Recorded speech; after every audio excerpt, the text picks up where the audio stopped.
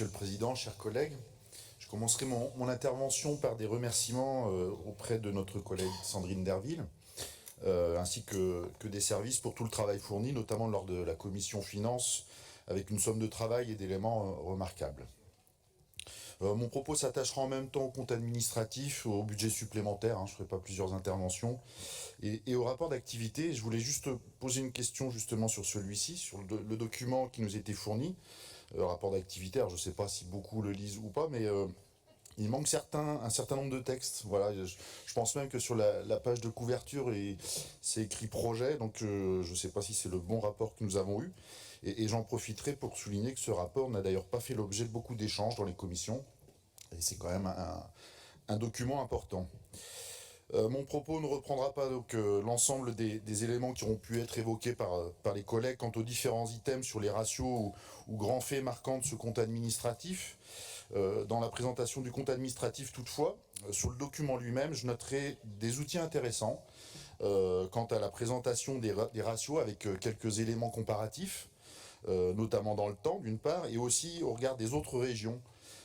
Et je note que sur les 8 ratios de structure qui nous sont présentés, en toute fin de document, notre région est en milieu de peloton, toujours entre 5e, 6e, 7e place pour tous ces ratios. Donc on peut y voir le verre à moitié vide, nous ne sommes pas les meilleurs élèves sur aucun de ces éléments, ou le verre à moitié plein, nous ne sommes pas non plus les derniers, et c'est cohérent puisque les ratios s'appuient sur un ensemble de données qui se recroisent dans les différents ratios, donc cela traduit finalement une certaine solidité d'ensemble néanmoins. Donc dans les faits remarquables que je soulignerai, c'est évidemment un solde qui n'est excédentaire qu'avec le résultat antérieur reporté, pour un total de 148 millions d'euros, résultat d'un choix d'encours moindre à l'emprunt pour prendre sur notre fonds de roulement. Attention, le fonds de roulement devient faible, 15 jours. Ça signifie qu'il n'y aura plus de marge de manœuvre à l'avenir de ce côté-ci, et à moins de reconstituer en produisant des résultats, en produisant des résultats bénéficiaires. Nous avions souligné dans les précédents débats ce devoir de prudence durant la période Covid, et sans obérer l'avenir en investissement, et le faire en réduisant pour autant que possible le recours à l'emprunt. Je n'épiloguerai pas non plus sur la question des taux de réalisation, puisque ces taux de réalisation sont bons, vous l'avez souligné. Comme le souligne aussi le Césaire, il y a quelques domaines dans lesquels toutefois il nous faut produire davantage d'efforts. Je pense à la culture, au sport et à l'environnement. Notre capacité de désendettement demeure à un niveau satisfaisant, 6,2 années, contre toutefois 5,6 l'an passé, mais il n'y a pas péril en la demeure.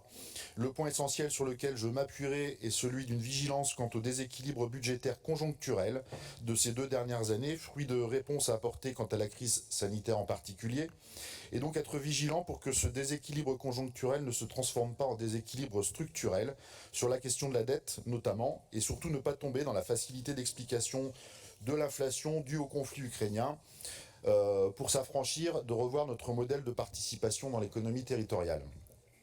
Ces problèmes ne sont pas la cause, mais bien les prémices des conséquences du réchauffement climatique, de la rareté des ressources dont l'exploitation repose encore et toujours sur un modèle de prédation et non de symbiose avec notre environnement. On ne sait pas encore traduire le passage d'un modèle à un autre qu'il nous faudra pourtant opérer, celui où l'activité humaine accapare les ressources, modèle extractiviste, contre le modèle où l'homme est partie intégrante de son milieu, vision postmoderniste.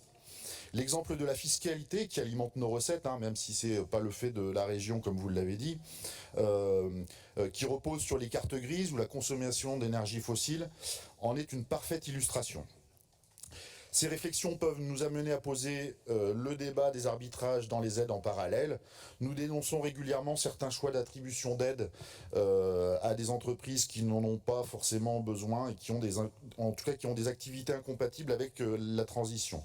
Je ne relèverai pas plus loin, ce sera l'objet de délibérations et discussions dans le courant de cette plénière.